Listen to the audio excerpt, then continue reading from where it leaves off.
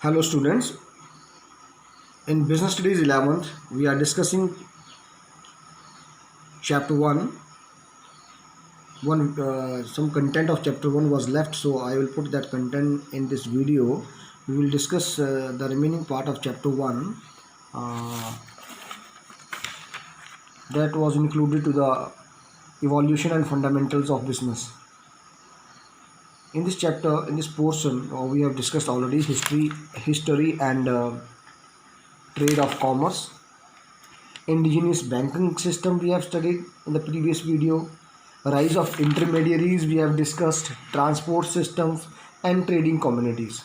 Now some portion is left in this chapter, that is major trade centers at that time. At that time means in ancient India, there were some major trade centers, and we will discuss all these one by one, like Patliputra,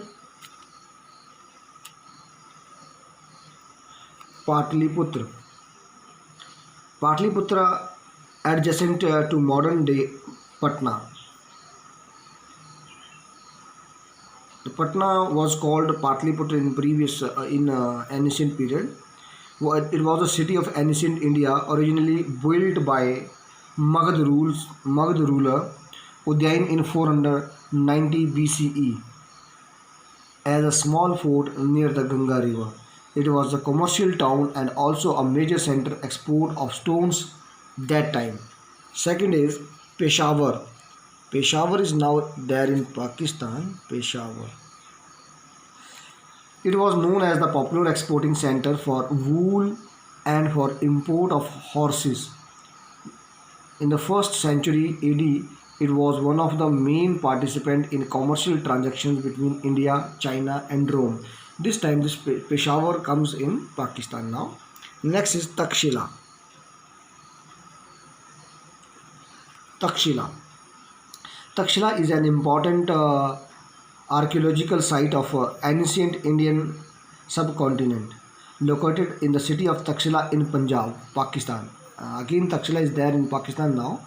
It was considered to be a major center of important land route between India and Central Asia. The city was also known as a city of financial and commercial banks, and also occupied an important place as a city of as a Buddhist center of learning. Next is Indraprastha.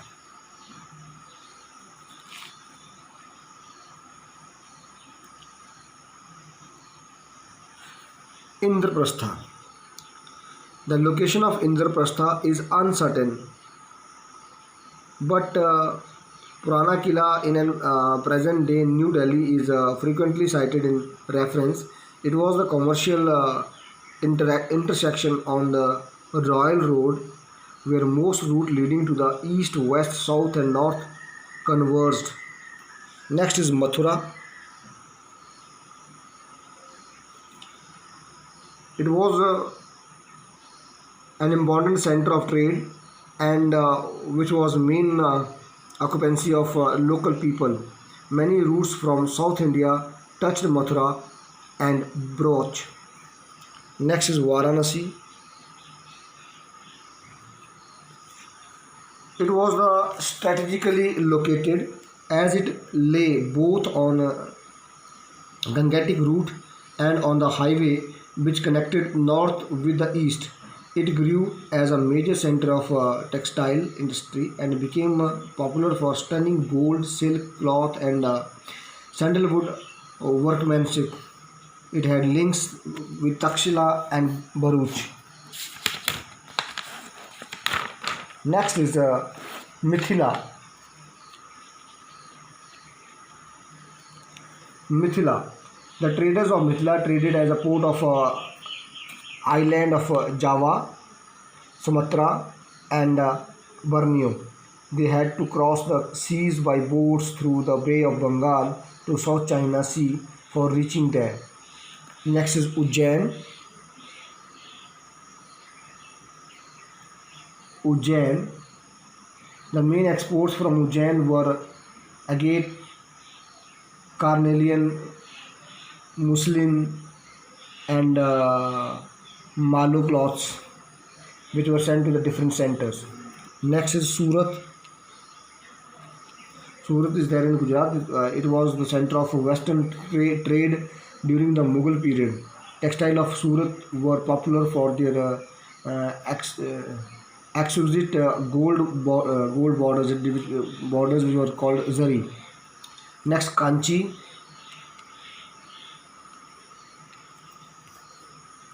The present day Kanchipuram. Kanchi was popular among the Chinese trader which used to come in foreign ships to buy glasses, pearls, glass, and rare stones. Next, Madura.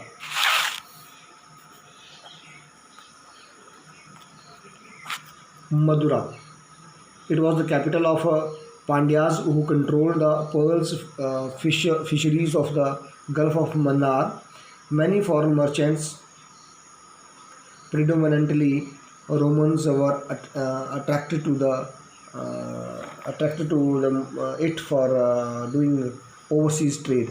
Next is Broch. Broch. It was the greatest place of commerce in western India. It was situated on the bank of rivers Narmada and was connected with the significant marts by roadways. Next is Kaveri Patta. Kaveri Patta. It was also known as Kaveri Pattanam. It was the headquarter based on the foreign traders. It was scientifically constructed as a city and provided loading, unloading, and stone facilities of merchandise. It was a convenient location for trade with Malaysia, Indonesia, China, and the Far East. As a trade center, it was popular for perfumes, cosmetics, scents, silk, wool, cotton, corals, pearls, gold, and precious stones. Last is Tamaralipati.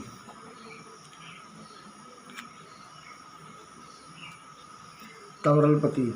It was one of the greatest port linked with both sea and land with the west and the far east. It was connected by the road to Banaras and Takshila. So these were the major trade centers in the ancient India. Now let us discuss some of the major imports and exports.